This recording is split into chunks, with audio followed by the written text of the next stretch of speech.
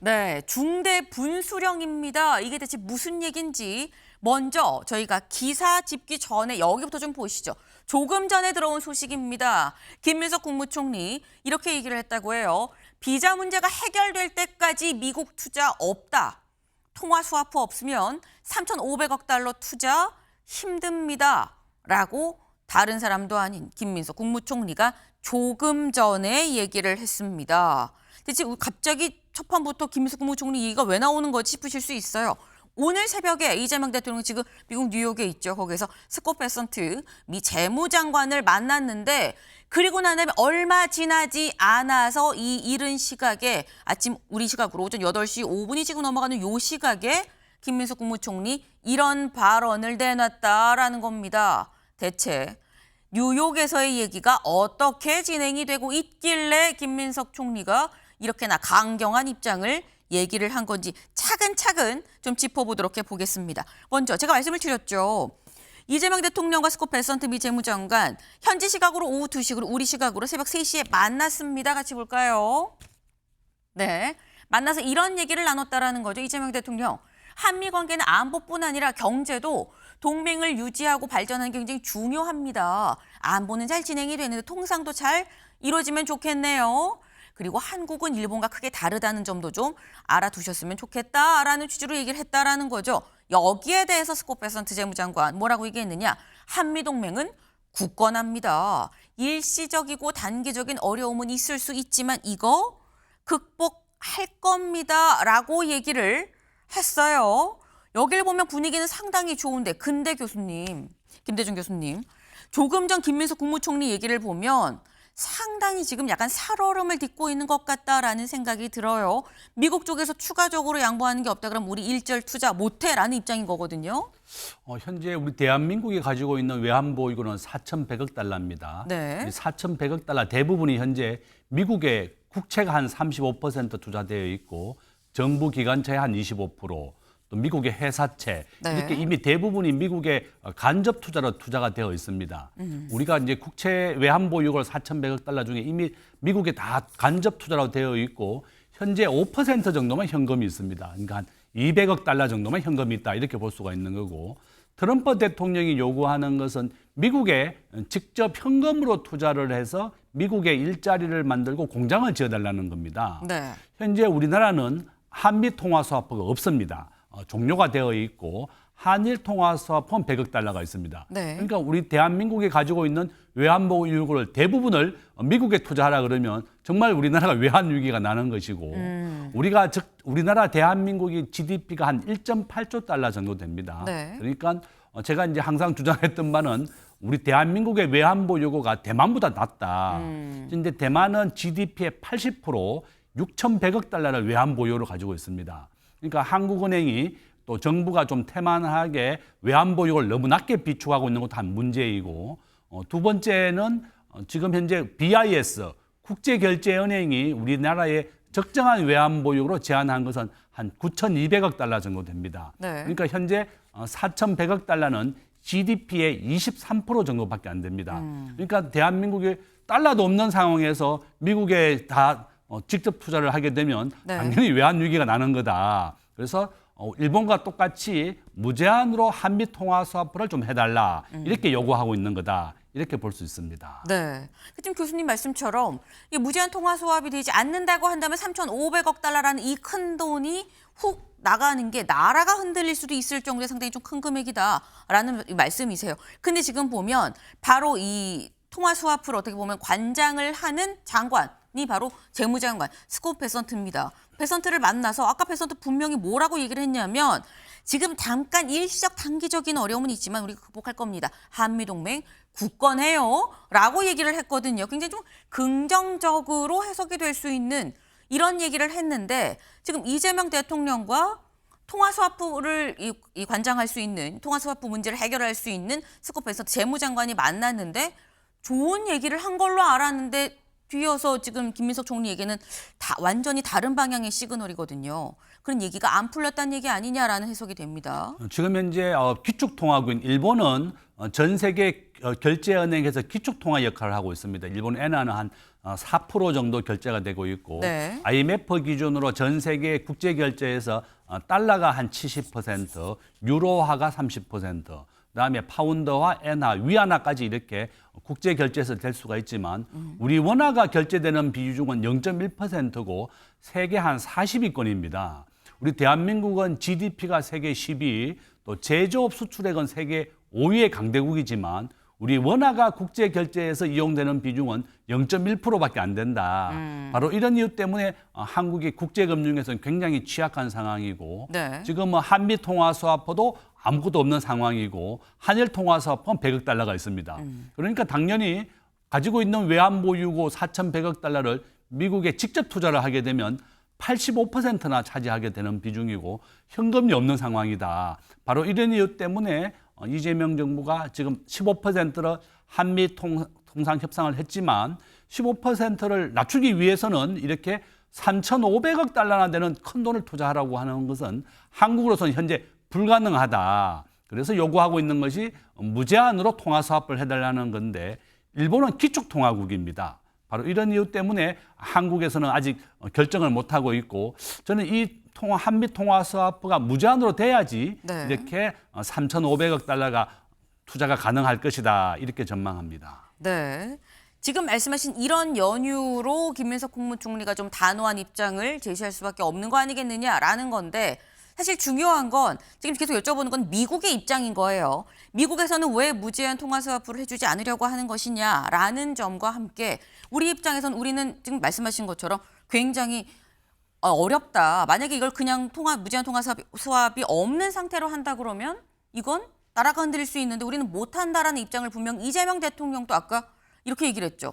한국은 일본과 크게 다르다. 일본은 기축통화국이잖아요. 라는 얘기를 한 게 아닌가라는 생각이 지금 들어요. 이런 얘기를 했는데도 불구하고 지금 뭔가 받아들여지지 않는 것 같다라는 이런 생각이 지금 듭니다. 근데 김민석 국무총리가 얘기한 게 두 가지죠. 하나는 통화 스왑, 하나는 비자 문제입니다. 근데 교수님, 비자 문제는 트럼프 대통령이 공개적으로 얘기를 한 게 이건 뭐 잘 해결될 수 있도록 해보겠다라고 여러 번에 걸쳐서 얘기를 했었거든요. 이것도 지금 뭔가 가로막혀 있는 상태인 걸까라는 생각이 듭니다. 예, 그렇습니다. 지금 현재 미국의 이민청에서 세관과 이민청에서 비자 발급 아직 안 해주고 있는 겁니다. 대한민국이 미국의 작년 말 기준으로 전 세계에서 가장 많이 투자를 했습니다. 현재 삼성전자가 텍사스에 60조를 투자해서 내년에 공장이 완공이 되고 현대자동차도 금년에 30조를 투자해서 현대자동차 공장을 정설하기로 했습니다. 이번에 체포가 됐던 300명이 바로 현대자동차와 LG엔손의 배터리 공장이었는데 이렇게 대한민국 국민들이 미국에 공장을 지어주러 갔는데 워킹 비자가 아니라 방문 비자로서 일을 했기 때문에 이렇게 체포를 했다고 그럽니다. 현재 워킹 비자를 발급해주고 있는 호주 같은 경우에는 10,000명 이상의 이제 비자 발급을 해줬는데 보통 이렇게 워킹 비자를 발급해 주는데 6개월에서 1년 정도 걸립니다. 이렇게 대한민국이 미국에 공장을 지어주러 갔으면 좀 빨리 비자 발급을 해줘야 되는데 6개월이라든지 1년의 시간이 걸린다 그러면 너무 타이밍을 놓치기 때문에 기업들이 한 방문 비자로 갔던 것이 바로 문제가 됐었다.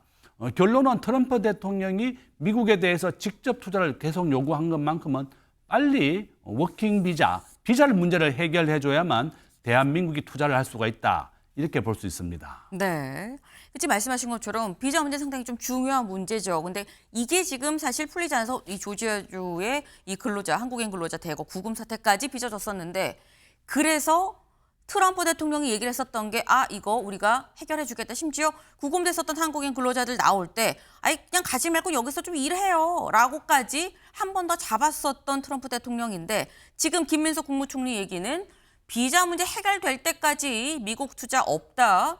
통화 스와프 없으면 3,500억 달러 투자 힘들다라고 얘기를 했다라는 건 사실 두 가지로 해석이 될 수도 있어요, 교수님. 첫째는 비자 문제도 안 되고 통화 스와프도 안 된다.